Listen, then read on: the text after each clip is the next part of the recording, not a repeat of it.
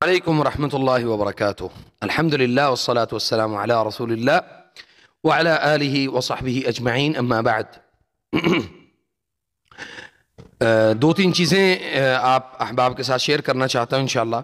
سب سے پہلی چیز یہ ہے کہ ہمارا جو معاشرہ ہے، جس تیزی کے ساتھ یہ تباہی کی طرف جا رہا ہے، اللہ المستعان، اللہ تعالی ہماری مدد فرمائے۔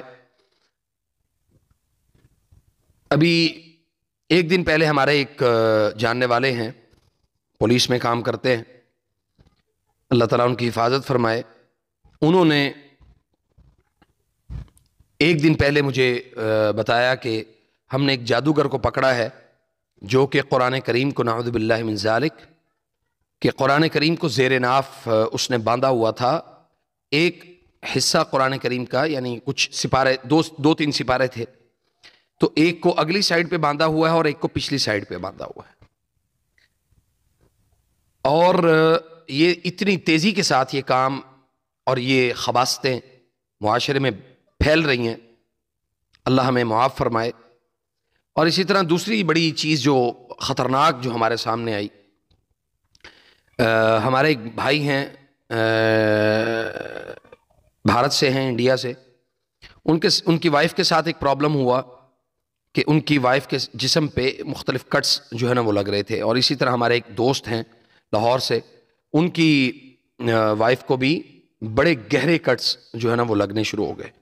کہیں کبھی وہ کہتے ہیں کہ ہم تھراٹس کو کاٹ دیں گے، اور اسی طرح کبھی وہ کہتے ہیں کہ ہم اس کو جو ہے وہ مختلف وہ طریقوں سے، یعنی اس کی جو آرٹری ہے اس کو کاٹ دیں گے، اور وہ کٹ لگے بھی ہوئے۔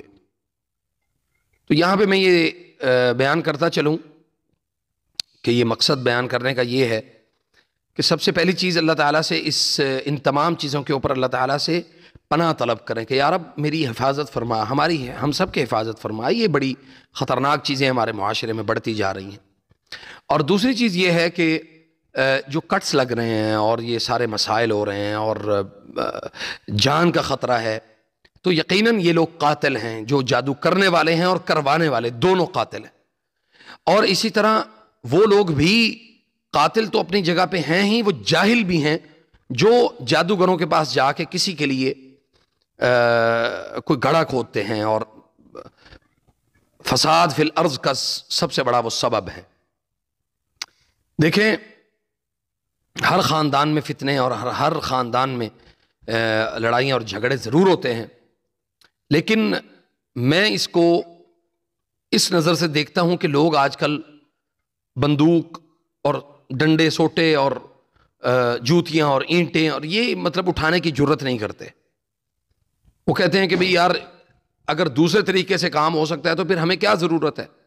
سینکڑوں فون مجھے ایک دن میں اس طرح کے آتے ہیں کہ جس میں یہ کہا جاتا ہے جی میری فلاں رشتہ دار، اس نے میرے ساتھ یہ سلوک کیا ہے، تو میں اس کے لیے کچھ کروانا چاہتی ہوں۔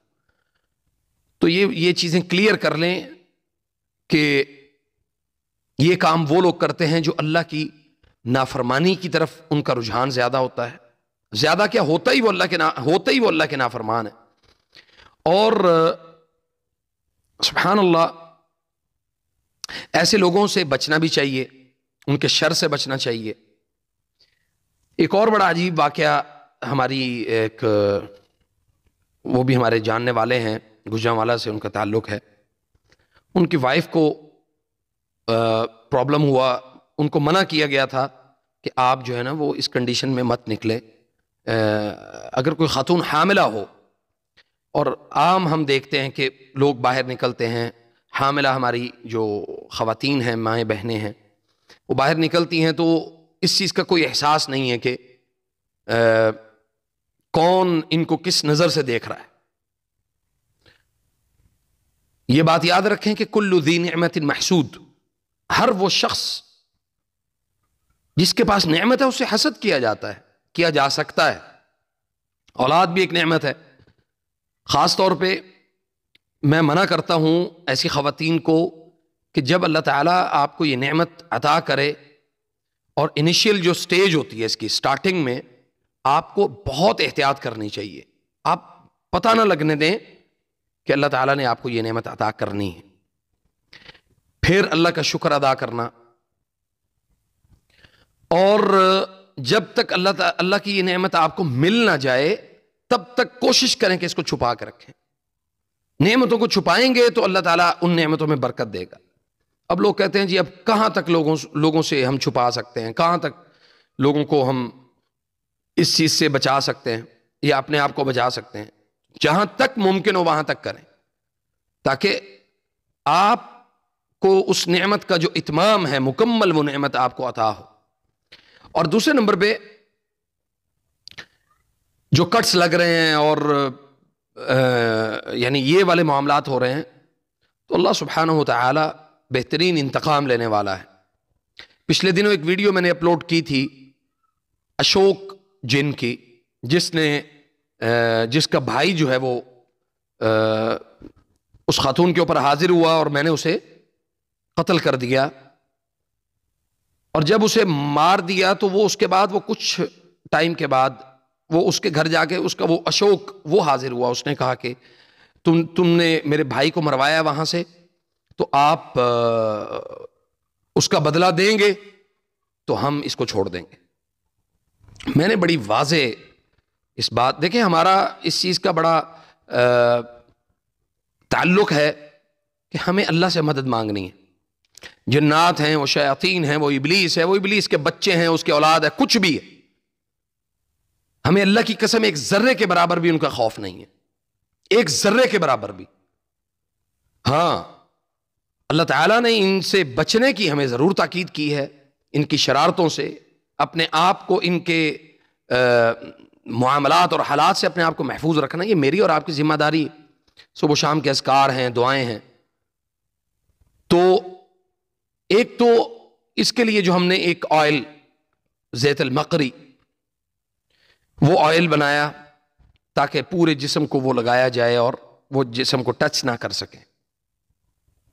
اللہ کے حکم سے الحمدللہ وہ بہت مفید رہا. بہت ساری خواتین کو, بہت سارے مرد حضرات کو ان کو ہم نے دیا وہ, تو اللہ نے بہت ساری چیزوں سے محفوظ رکھا. اور دوسری چیز یہ ہے کہ جب آپ یہ دعا کرتے ہیں صبح اور شام کے اذکار میں, اللہم احفظنی من بین یدی ومن خلفی وعن یمینی وعن شمالی ومن فوقی واعوذ بعظمتک ان اغتال من تحتی اللہم فاطر السماوات والارض عالم الغیب والشہادہ رب کل شیء وملیکہ اعوذ بک من شر نفسی ومن شر الشیطان وشرکہ وان اقترف على نفسی سوءا او اجرہ الى مسلم. تو اللہ سبحانہ وتعالی آپ کے آگے اور پیچھے, دائیں اور بائیں اللہ ایک حصار بنا دیتا ہے, ایک ایسا حفاظت حصار جو کہ شیاطین کے لیے ناقابل قبول ہے, وہ انسان کو ٹچ نہیں کر سکتے. یہ میرا الحمدللہ ذاتی تجربہ ہے. تو جب آپ یہ دعا کریں گے تو اللہ تعالیٰ آپ کو بڑی سے بڑی مشکل سے اللہ آپ کو محفوظ رکھے گا انشاءاللہ, اور ہر قسم کے شر سے محفوظ رکھے گا. ان الشیطان لکم عدو مبین, شیطان تمہارا کھلا دشمن ہے, اس کی دشمنی سے تم نے بچنا ہے. وہ کیسے بچنا ہے اللہ نے سب بتا دیا ہے. قرآن بڑی واضح کتاب ہے. تو